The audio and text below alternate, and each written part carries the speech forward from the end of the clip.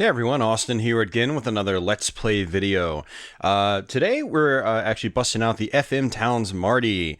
That's right, the FM Towns Marty. This is actually a system that I was going to sell a few months back, and then on the eve of shipping it out, it started to die on me. It stopped reading discs. I was doing some last minute gameplay recording for some YouTube videos and whatnot. And so needless to say, I still have it. However, there seems to be a common issue with the FM Towns Martys, and that is capacitors starting to die on the power supply unit board inside the Marty itself. So I bought a capacitor kit, which you can get from console5.com, and then I shipped it off with the board to a friend of mine who offered to do the capacitor replacement. And I just got the system, not the system, but the board back this past week and tested it out, and everything seems to be working fine. I'm not sure if I'm going to try to sell the Marty again, but in the meantime, until I figure that out, I decided I would do a series of Marty Let's Play videos. Now, this is going to be kind of like my, not really a marathon per se, but it's going to be like my Master System Let's Play marathon, where I might not be familiar with a lot of the games I'm playing, or at least I might not be good enough at them to be able to finish them or get very far. So they could be kind of interesting Let's Plays for you guys. You know, usually I do Let's Plays of games where I can just blow through a game and, you know, show you all the ins and outs. But for these FM Towns Marty Let's Plays you're going to see me doing over the next couple of weeks, they should be interesting. So here today we've got Flying Shark, also known as Sky Shark in North America. The original arcade version came out in 1987. It was one of those classics by Toaplan, or Toaplan, however you want to pronounce their names. They're a fantastic shmup developer from the 80s and early 90s before they folded, unfortunately. Many classics under their belts, like Batsugan and Fire Shark and Sky Shark, and one of my favorites of all time, Twin Cobra. Which was definitely a big inspiration for Raiden, another one of my favorite games of all time, although that wasn't developed by Toaplan. So yeah, Flying Shark is a really cool game. The FM Towns Marty version appears to be a really good conversion based on what I can tell. I haven't played the arcade version much, but knowing Toaplan games, this definitely has that Toaplan vibe, and all the graphics are great, nice and clean. The sound is good. And we're gonna leave the auto shot off. Although I probably should turn it on. I should probably boost my lives too, but looks like you can only go up to 5 lives, but we're not gonna do that. So we're gonna go as far as we can, and I will try to continue a handful of times, and we'll just kind of see what happens. But yeah, really fun game actually. If you have an FM Towns Marty, if you plan on getting one, this is definitely one you want to try to get and play if you're into these old school style shoot 'em ups. So if you've played like Twin Cobra or Raiden or something like that, this should feel right at home to you. It's in that same generation or era of shoot 'em ups. Pretty basic stuff. In this, you can hit a string of these sort of like orangish, reddish planes, and they'll drop power ups. I just picked up an S power up, which is, I'm gonna guess, stands for shot. It increases your shot range and width. And so we pretty much doubled our firepower already. Get used to not having any power-ups in this game when you play, because when you die you lose all your power-ups, including the extra bombs you've accrued. That little red power-up I just picked up, I believe, was a bomb.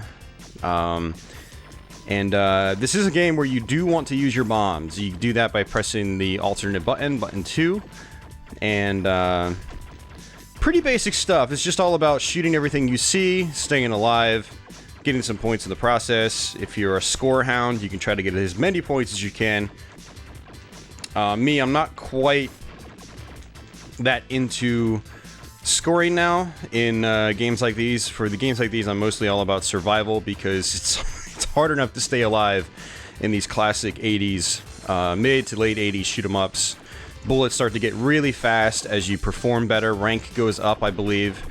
Rank being the system that affects, you know, basically how difficult the game is, and that'll change on the fly based on your performance, how long you go without dying, how many enemies you kill, things like that. Rank is very common in shoot 'em ups, even the ones in the 80s.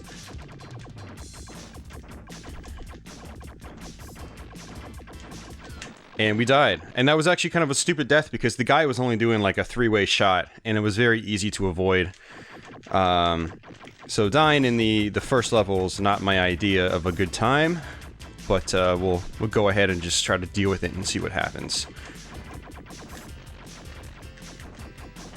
So when you die, this is kind of when you really want to use your bombs, because a lot of times it's very difficult to recover, and it's not a huge deal to use your bombs like that. Usually in shoot-em-ups I don't like to do that, but what I've realized with a lot of these mid-80s to early 90s shoot-em-ups is that you're at a major disadvantage when you die, and especially with games with like start-back modes. So like in Japan, it's very common to have a start-back mode when you die. So basically what happens is start-back mode is you die, you get sent back to a checkpoint, instead of doing it sort of like the North American way, which was somewhat common in games like the North American version of Raiden, or say Light Force on the NES, where you die and your ship would just come right back out.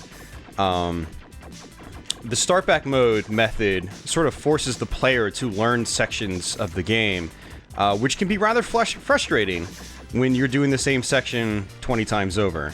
So that gameplay style is not really for everybody. A lot of people do like the format where you just get shot right back out into gameplay without going to a checkpoint.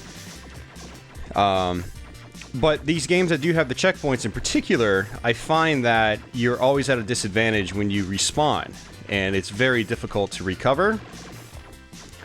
And so you kind of want to use everything you can to get back up on your feet. So I basically just use a couple of bombs there just because I could. But you do get quite a few bombs in this game. Like, I just picked up another bomb. It was that little reddish icon. And so it is the kind of game where you shouldn't really feel bad using your bombs. Like, I'm going to use another one right there, so... But I just picked up another one. So it's like the game almost encourages you to use your bombs. Now, I'm not sure if there's a specialized scoring mechanic that emphasizes not using bombs. Like in Raiden, you get major score bonuses by the end of the level if you don't use your bombs. Your bombs basically act as a score multiplier for the medals you pick up that get calculated at the very end of each stage. Now, I'm not sure if this game has anything like that. I wasn't really paying attention once we went to our level transition a few moments ago, but I guess we'll find out on this one. And when you do get powered up like this, your shot's a little bit wider, it's a little bit easier. You could sort of like take a breather, and there's another bomb. I'm gonna go ahead and pick that up.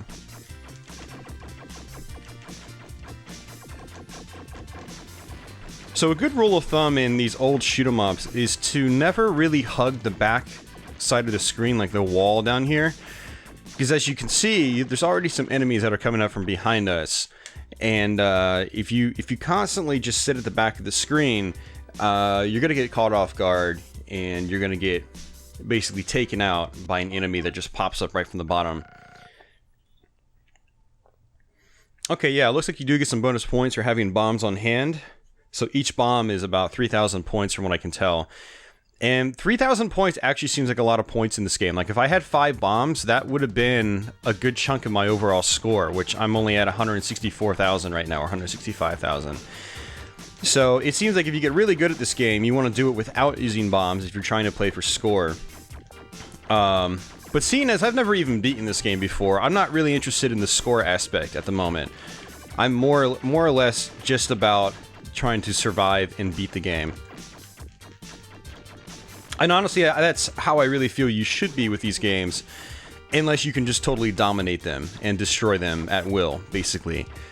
I think some players, they get a little too obsessed with scoring right from the get-go, and I really feel like there's little point in focusing on scoring when you can't even finish the game. So what I typically do when I play, especially more modern shooters like the cave shooters, I won't really focus on the scoring system much, if at all, until I can actually beat the game. And in particular, like 1cc it. I prefer to be able to 1 credit clear it before I really start focusing on scoring. And a reason for that is that in especially these older games, you typically lose your score completely when you continue. And so to really have a score that it really matters, I feel, to myself in the end, is if I can get a decent score while 1 credit clearing the game. That's sort of my ultimate goal when I play shoot-'em-ups. But for these old shoot-'em-ups, I don't actually focus on score that much in them. I mostly focus on survival because they're so difficult to begin with. As you can see, things are getting a little more chaotic now. That's just going to keep increasing. And we haven't actually continued yet, as far as I'm aware. We've gotten a couple of extra lives. One we got to pick up on the screen, which is pretty cool. And then we must have also gotten a couple of extra lives from points. I'm gonna use another bomb, just like that. Why not?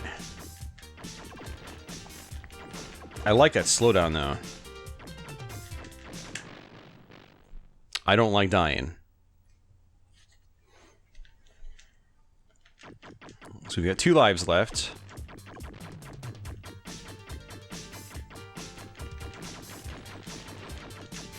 And I missed my power up there. So those red strings of little planes, that's what gives you your weapon power-ups. As you can see right here, this is where I really need to use my bombs, unfortunately.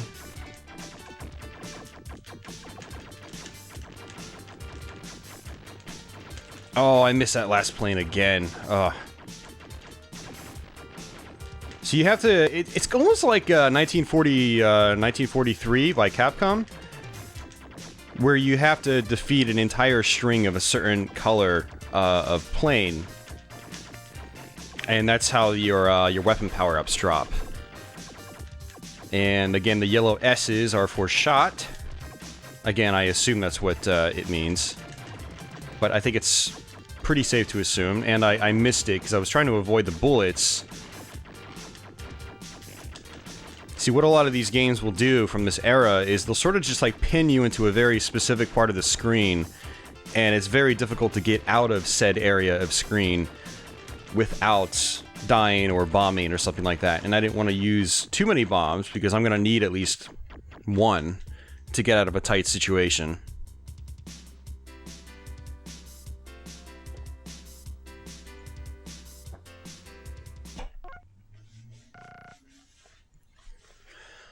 I think it's been a while since I've done a shoot-'em-up Let's Play, especially one of this style.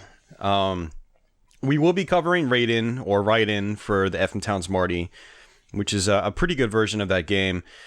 We will be doing Tatsujin 2, or Truxton 2, as we know it in North America. I'm going to try to make another copy of Twin Cobra, because the last copy I had just sort of like randomly failed on me. Although in hindsight, that might have actually just been my Marty failing, because again, my Marty started having issues. I'm trying to think what other shooters there are in the system I could cover. There's a couple of like kind of like odd ones I'm not really a big fan of. I think they were like, they might have been FM Towns exclusives between the FM Towns computer and the Marty itself. So I wanted to have to look over my FM Towns Marty shoot-'em-ups again and see what else there is. But I definitely want to try to do as much as I can while I've got the Marty. Because if I do end up selling the Marty, who knows when the next time will be when I actually have one again. It could be a very, very long time, to be honest with you. Because Martys are not cheap. You know, a decent Marty is going to cost you anywhere between probably $350 and $400, basically, US. And it's really hard to justify that on the system when I can buy other systems I don't have for less money, basically. So the FM Towns Marty is one of those luxurious systems, I would call it. Maybe not from a game library perspective, but just from the fact that you don't really ever see them around, nor do you really see people talk about them much. But I can see the rank increasing. It's like these bullets are increasing in speed very quickly. And it's going to get to the point where it's like, almost impossible to dodge all these bullets without bombs. And unfortunately, I've lost all my bombs.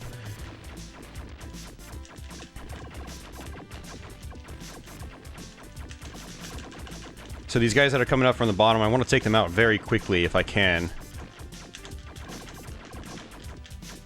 Got another shot power up there. Let's see. Ooh, man. Yeah, we're doing good with the shot power-ups at least, but those bullets are getting faster and faster. Look at how fast they're going across the screen now. I feel like literally all I can do is just move left and right and not really do anything else. And when the music fades out like that, that basically means we're at a level change, which is good. So we got through that level pretty much unscathed, I think. I don't think we died at all.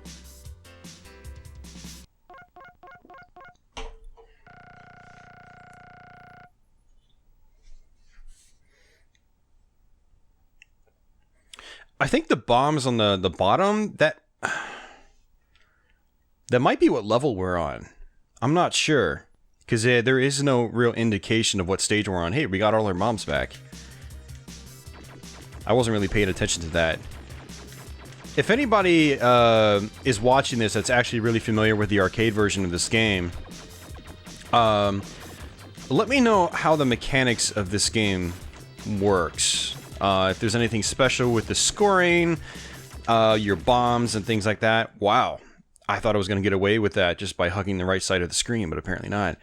Because I'm pretty sure when we beat that level, it gave me all my bombs back. Not all of my bombs, but, you know, it gave me 3 bombs. Which was pretty awesome, actually.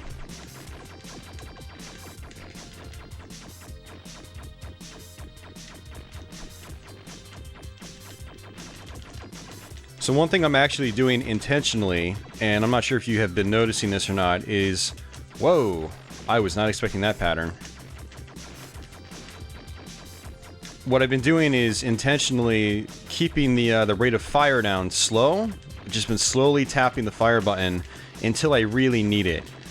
Like when a bunch of enemies get close to me, or I start to attack a big enemy and I have to get up close to it, that's when I start mashing. But you can only have so many bullets on screen at once.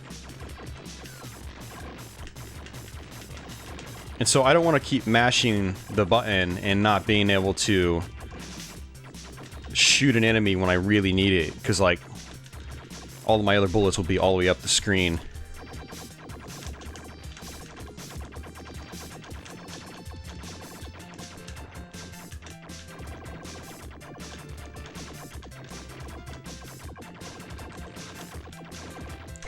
Got them both. Nice. No bombs.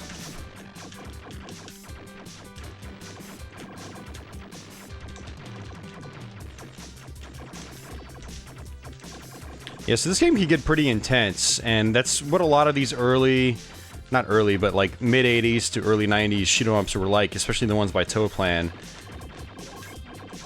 And they definitely have a style of their own. That unfortunately has been lost over the years. So, like, this style of shoot-em-up pretty much just died off by the mid-90s. I mean, even with Toaplan's own Batsugan, which was basically... Batsugan's basically known as, like, one of the very first bullet hell shooters, or games that pushed shoot-em-ups into that direction. And unfortunately, to me, unfortunately, bullet hells became the norm. No, don't get me wrong, I love bullet hells, but after a certain point, it just felt like every shooter was a bullet hell. The Gradiuses and the Raidens and stuff like that just sort of like faded off into obscurity. There was a couple of exceptions, like, you know, Konami did make Gradius 5 in, what was it, 2004 or so. And that game still holds up phenomenally, by the way. If you haven't played it, I highly recommend playing that. But companies like Cave began to dominate the shoot-'em-up genre. And I've actually been really getting back into these, you know, this Toaplan era of shoot-'em-ups again. I've been playing a lot of, you know, 16-bit style shooters. early 32-bit generation shooters as well.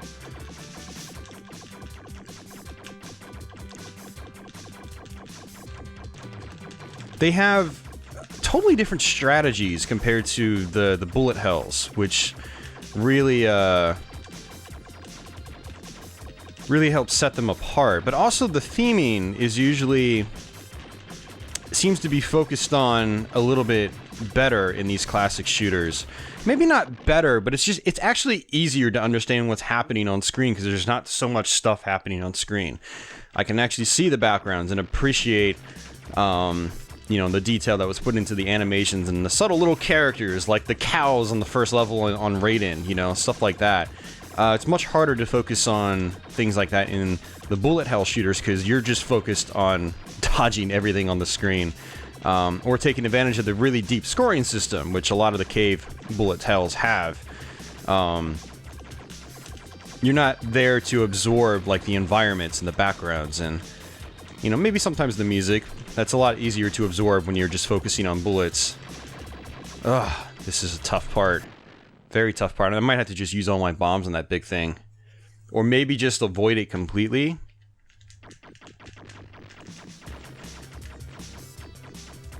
We still haven't gotten a game over, by the way.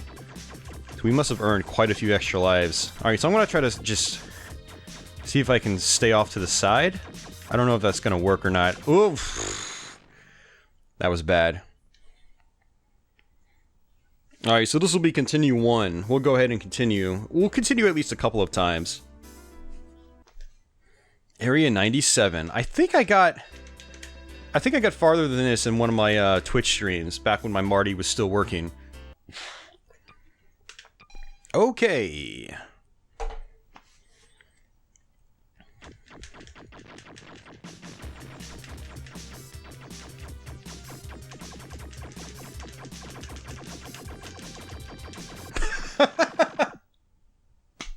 That was horrible. That was really dumb on my part.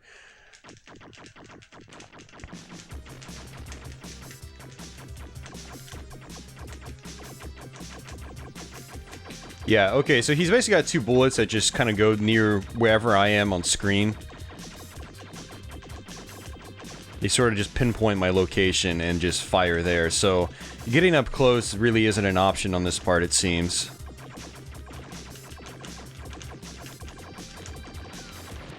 Jeez, look at all those biplanes. That was a lot of enemies. So many enemies, but not enough firepower to actually deal with them.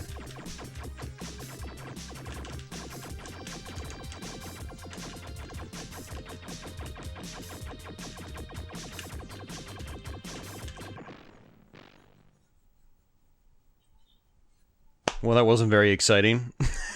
We might have actually hit a roadblock, guys. A lot of times in games like these, I'll hit a roadblock like this and I'll just stop.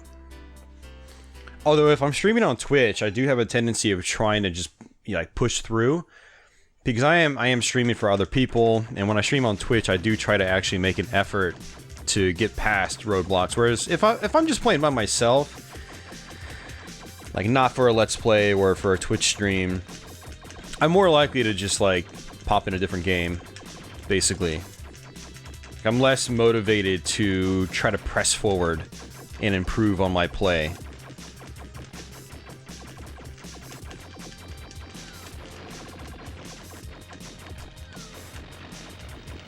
Is it coming back up? Is it coming back up? I don't... God, that firepower option went down the screen. Alright, let's hope this gives us a checkpoint. Ooh, end of level. Good. Very good.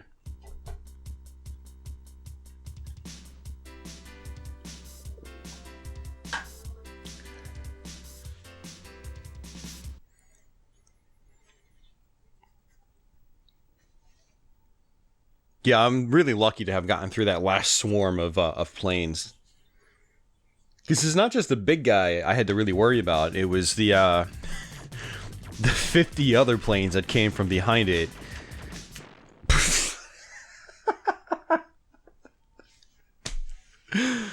Now I think I'm just getting tired. Oh wow, look at that, it pushed me forward in the checkpoint too. I was hoping I'd get to attack those reddish planes again, because I need the power-ups pretty badly. But it's looking like it's not gonna happen. So yeah, if you miss a power-up in this game, it can hurt. It can hurt pretty badly because, like, I mean, just look at my firepower. It's dinky. I mean, it works. Fortunately, most enemies in this game just take a shot or two, so even with your dinky firepower, it's still not too bad. But it's still not ideal. Oh.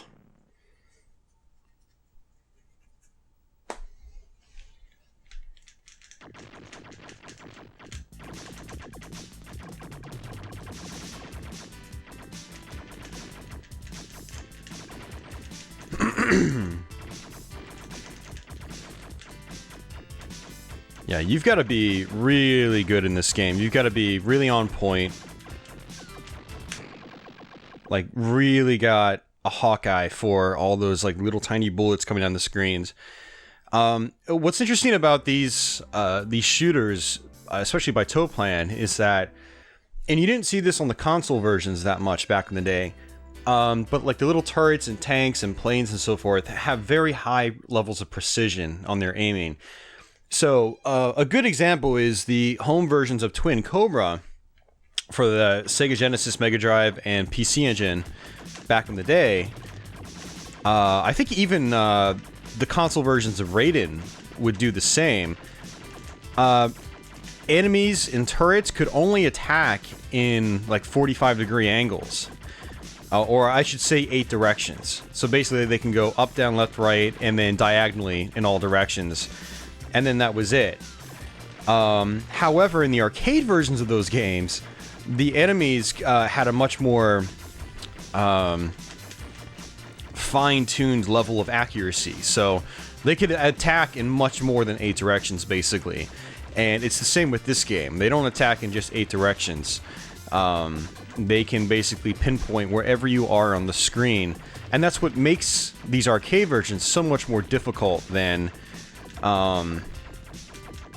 other shooters and console versions of even these same shooters. Like, I'm pretty sure, I think Sky Shark on the NES might be the same way, where its bullets only go at like 45-degree angles or 8 ways. I don't remember. It's been a while since I played the NES version of Sky Shark. I actually try to avoid that version of Sky Shark these days, mainly because it's it has some absolutely massive hitboxes, and so it's very easy to die in that game without actually even touching a bullet. So it's very frustrating to play, unfortunately, which is sad because it is a fun game. And it's got a great soundtrack too. So, but yeah, if you play like the Genesis version of Twin Cobra, it's easier to predict where the bullets are going to go from the enemies because they can only shoot in 8 directions. It's, you know, if the enemies are at the top of the screen, they're going to either just be shooting straight down, which means you can just sit off to the side of them and not worry about them, or they're going to be shooting at a 45-degree angle. And again, that's very easy to predict. And so in those games, it's so much easier to you know, have an idea of where all the bullets are going to go. But on this, it's just like, you just get swarmed very, very quickly because you don't really have that advantage. And hopefully that little spiel made sense, but playing these types of shooters, playing shoot 'em ups in general and talking and playing at the same time is definitely tough. I'll just say that. It's not the easiest thing in the world. And I was getting a little greedy there. There was there a bomb on that ship? I think there was. And that's what I was going for, but that's what getting greedy does to you in this game, you know? Yeah, there was a bomb. Oh! See, now, a death like that was just completely my fault. And I should have been on top of that.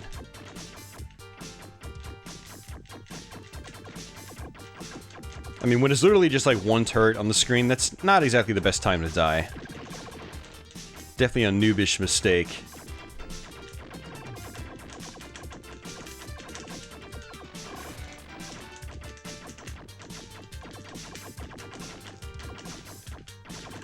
Oof. We're getting wrecked, guys. It's not even that hard right now. I mean, I've gone through much harder sections already. We get sniped from a boat turret.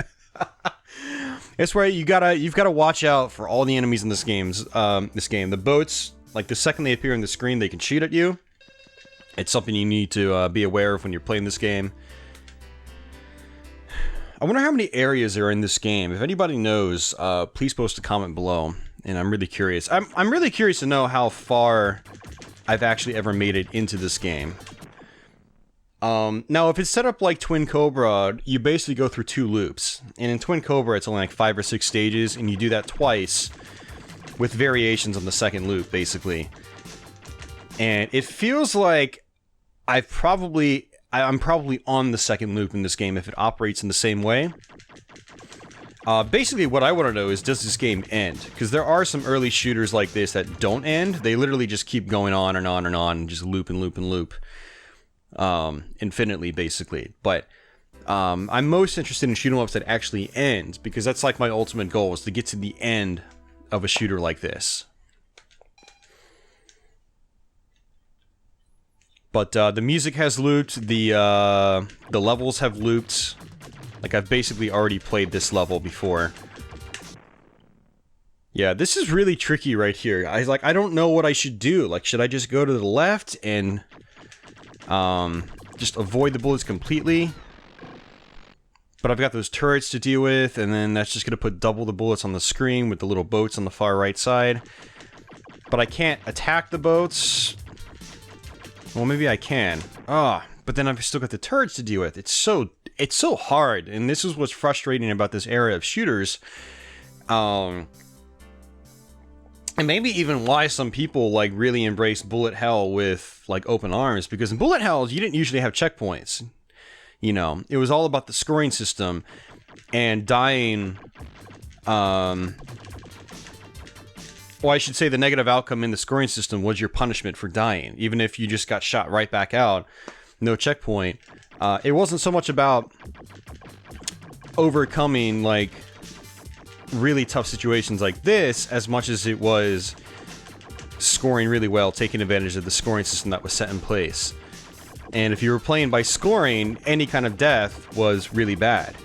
It pretty much ruined a run if you died in a bullet hell game, if you were playing for score. But a lot of casual players, they don't really care about score. They just want to come back out and keep shooting stuff. And that's where I think a lot of bullet hells were probably appealing to a lot of people. Because this was very common in Japan right here, by the way. You die, and I've already talked about it earlier in this Let's Play, but you die, and then you go to a checkpoint. And then you're pretty much stuck until you manage to get better and figure out how to get past the section. Which isn't necessarily a bad mechanic. I don't really feel there were really any quote-unquote bad mechanics like that in the history of video games. It's just an evolutionary step in game design, basically.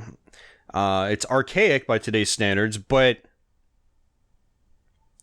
I think it also fits a certain type of player. Some people just want to bang their head against the wall until they get through it and, like, really learn the sections. I'm kind of 50-50 on it these days if I actually enjoy that.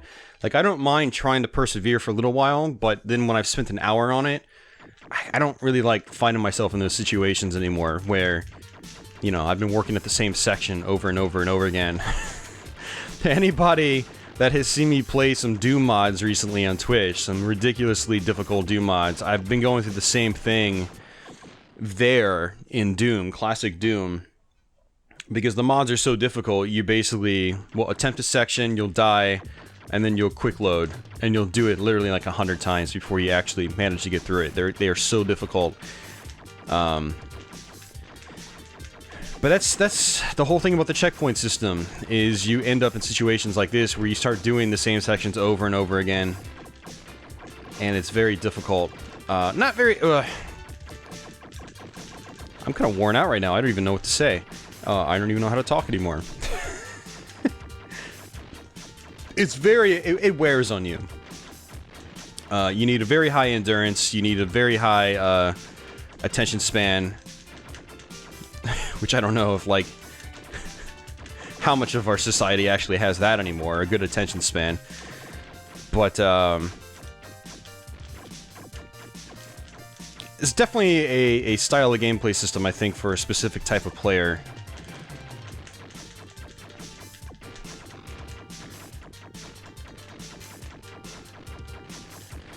And I don't think North American players in particular were really ever that style of player for the most part, because in a lot of shooters that were popular over here back in the day, they didn't have checkpoint systems like this does.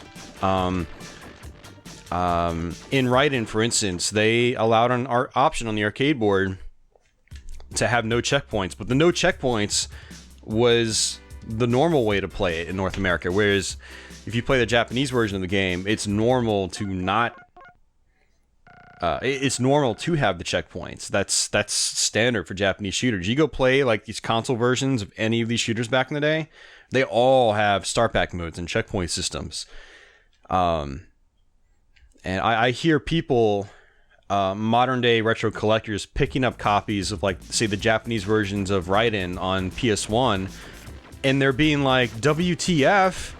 Why is there a checkpoint? When it's like, well, what you don't realize is this was actually normal in Japan. This was the standard in Japan. So you're going to have to deal with it. And that's why there's no option to not have a checkpoint.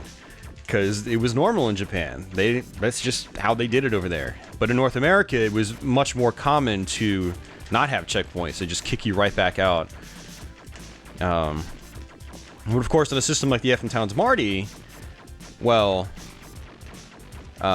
you're going to be dealing with the norm for Japan, because, you know, it's a Japanese system, never was released outside of Japan, and so it's just also a gameplay style, I guess you could say, that sort of comes with the territory, and it is something you have to be aware of when you get into a platform like the Marty. Is, oh, you might be looking at that massive list of shoot-'em-ups, and I guess it's not really that massive on the Marty, but the list of quality shoot-'em-ups in the system, and being like, I want a Marty because of that, but not realizing that a lot of these shooters in the system will have your checkpoint modes, your start-back modes, as they call it. Typically, it's called start-back mode, but, you know, for anybody else that isn't familiar with the term, I think using the term checkpoints is valid as well. I mean, that's exactly what they are. Look at this, the rank is going back up again. You can see, this is exactly where the rank went up the first time. We got all powered up, and then we died.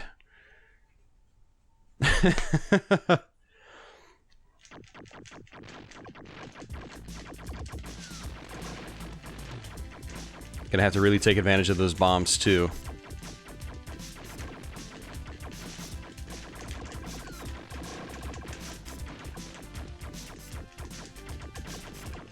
What I should have done is actually focused on the red planes so I can get that power up, but I'm not very good at that. I'm too focused on trying to survive, basically. Or just run into my power up planes. I mean, that works too.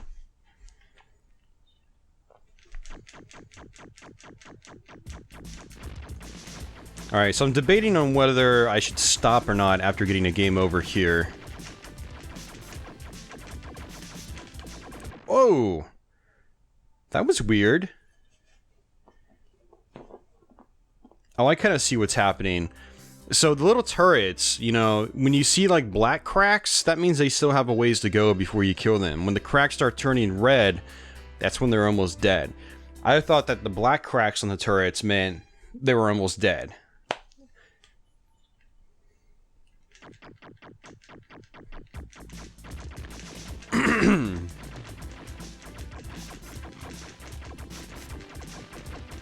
Alright, there's a power-up.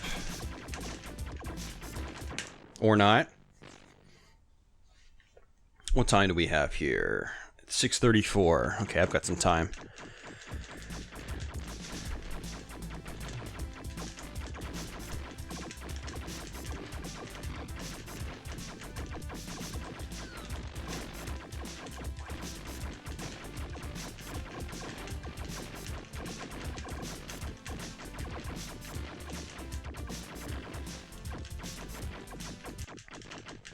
Alright, level change. I'll take it. I will take it.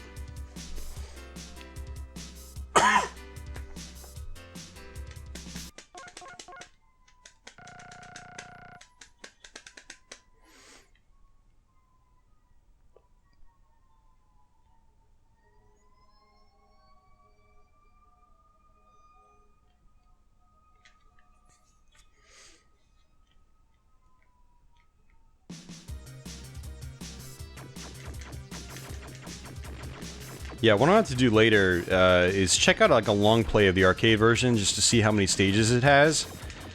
Like, I'm going to guess, I'm going to wager that this is probably one of those games that does end. It probably loops twice, and then you get like a, you know, basic screen of ending text, and the game ends.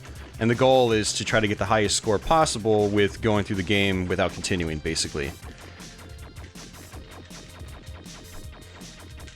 Very much like other toe plan games that are set up in the same way, like, again, Twin Cobra and Fire Shark.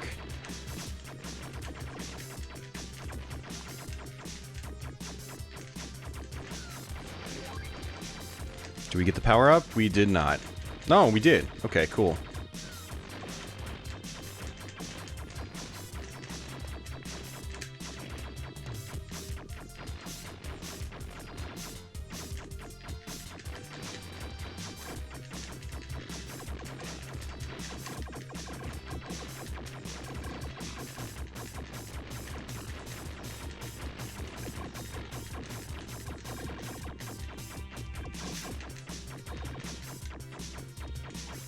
I'm actually kind of tempted to keep going because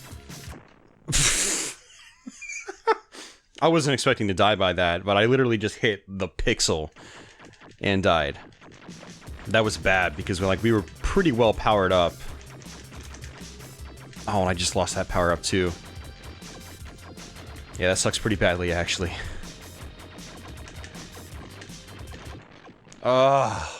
I was feeling really good there for a second. I was like, you know, we're powered up now. If we keep up this streak, maybe I can actually beat this game. Assuming it only ends after 2 loops. But I don't know for sure. Like, I'm at area 181 right now. So I also don't want this Let's Play to be like an hour long, but we're pretty much hitting that point. I think we're like at like the 45-minute mark now, just about. And I've probably lost most of you guys watching. I'm not sure how interesting these shooters are to watch, especially when you dying over and over again. But then again, my writing Let's Plays seem to do okay, even though I didn't really get very far in those.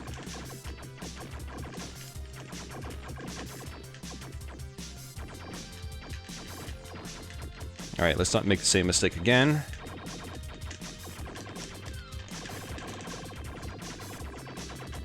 Yeah, I remember these planes from earlier. Yeah, definitely gotta use my bombs. Oh! So for those of you guys that don't like the idea of mashing, again, there is an auto-fire option in this game. I don't know how well it works because I haven't actually used it before. When I play these old toe plan games, I like mashing the buttons. I feel like it's a part of the game. It's a part of the style, basically. And so I typically play without the auto-fire. Because again, on an arcade machine, unless the game was auto-firing for you, when you just held down the button, it wasn't a part of the gameplay system. Like, if it didn't auto-fire when you held down the button, then there was no auto-fire in the game, unless there was like a power-up for it. And so I usually am a bit of a purist. Now, I won't judge anybody that wants to use auto-fire. Auto-fire away, if you have the option. Have fun. But there is a distinct feel I get from these games by not just holding down the fire button. Like, I feel learning how to space out your shots at the right times is a part of the gameplay style and a very important skill, I feel. Knowing where the enemies helps is, you know, that works too. And it's a little bit harder to do that if you've got auto fire activated. So we're at area 188. We're just grinding away now. We're just literally grinding away. We got so far on one go, then we got a decent way again after that, but then just straight downhill after that. But yeah, this game does have auto fire, if that's your cup of tea.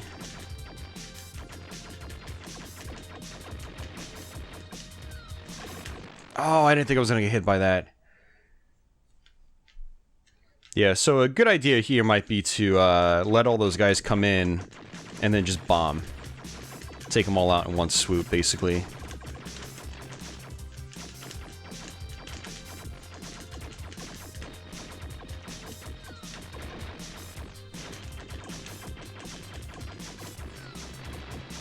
I want that power up. Please come back up. It's not coming back up. It's gone. God damn it, man. Oh. Double god damn it, man. Is that another game over? It's not. Okay. And that actually kind of sucks, too, because I just lost the potential for 2 power-ups, basically.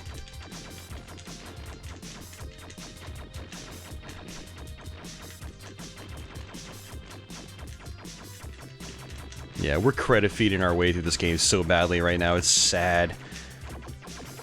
So when I was planning on doing this Let's Play, I was actually intending on just continuing once or twice and then calling it a day. But the things we did so well in our first one, I was just kind of like, well, let's just stick with it. So, alright, we'll go ahead and continue once more, and then I'll sort of figure out what I want to do after that. We're at 193.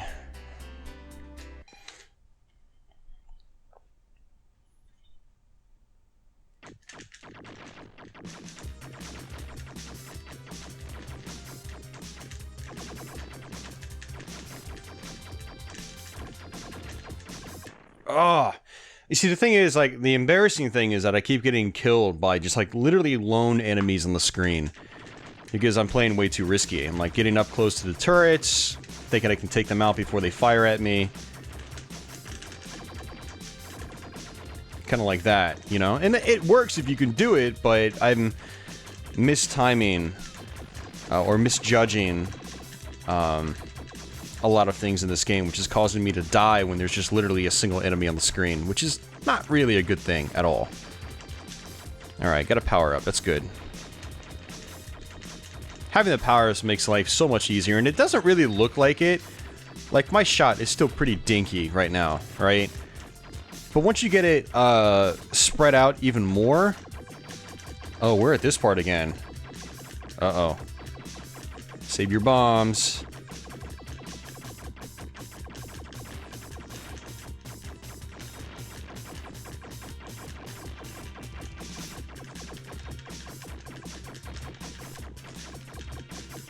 Oh, no.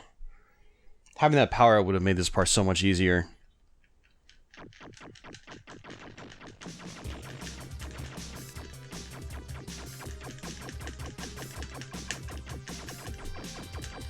Alright, so what I want to do is I want to try to get past this point, because I know this is the very end of this level, right? And I have a feeling this might... If it's only 2 loops, this might be the end of the game right here.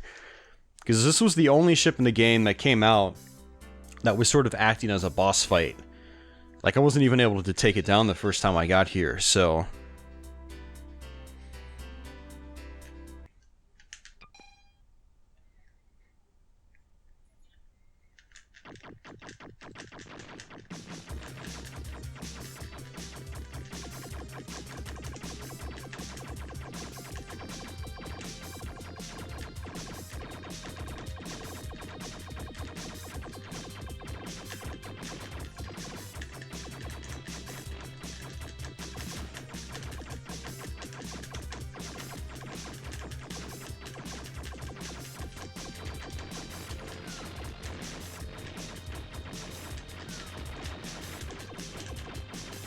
Oh, so close, so close.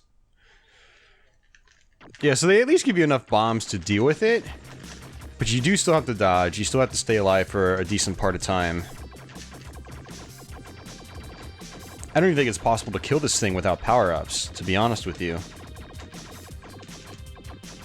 The thing is, I had to focus on the other enemies too, not just this big plane.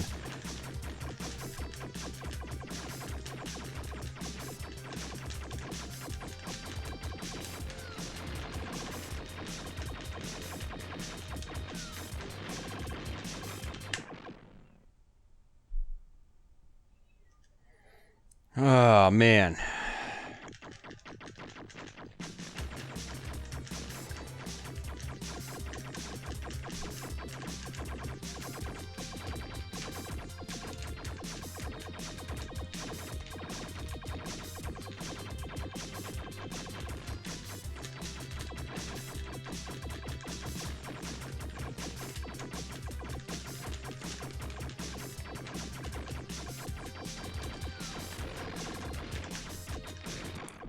And I keep dying by, like, I shouldn't be getting hit by those bullets.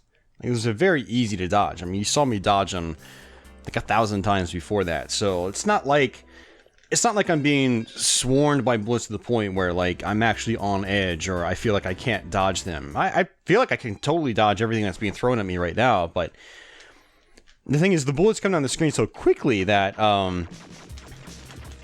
it's very easy to lose your attention and slam into something that you've been dodging for an hour now, you know?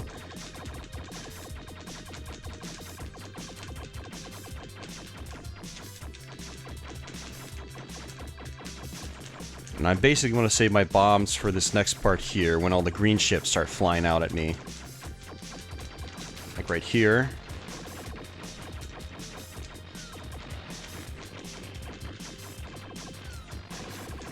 Can we do it? Can we do it? Can we do it? Oh! I'm gonna be really angry if this loops again. Because then I'll just play it until my next game over and then throw the controller in. I mean, maybe it's 3 loops, maybe it's 4 loops, I don't know. Because the game's not that long. It's like 5 levels long, I think. Is it 5? I mean, that's the same format as Twin Cobra, though. Yeah, they're throwing us right back out.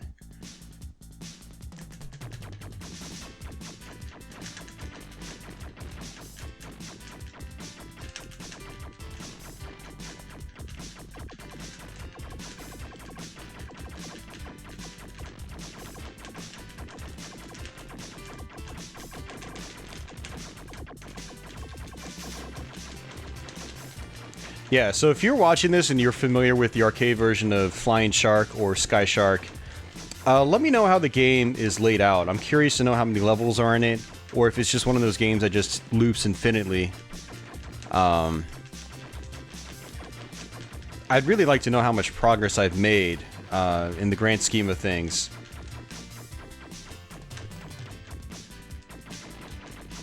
Yeah, we've basically looping the levels for the 3rd time now.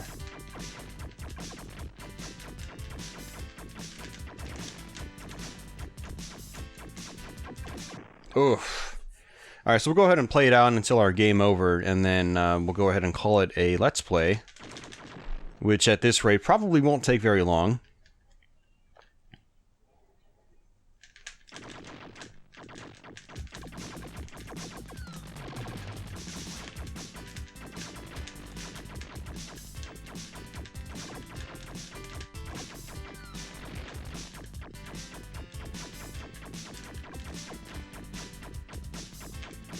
Oh, geez. Not very long at all. But yeah, I am interested to know how long this game actually is. I'm gonna have to watch a long play of the arcade one later on.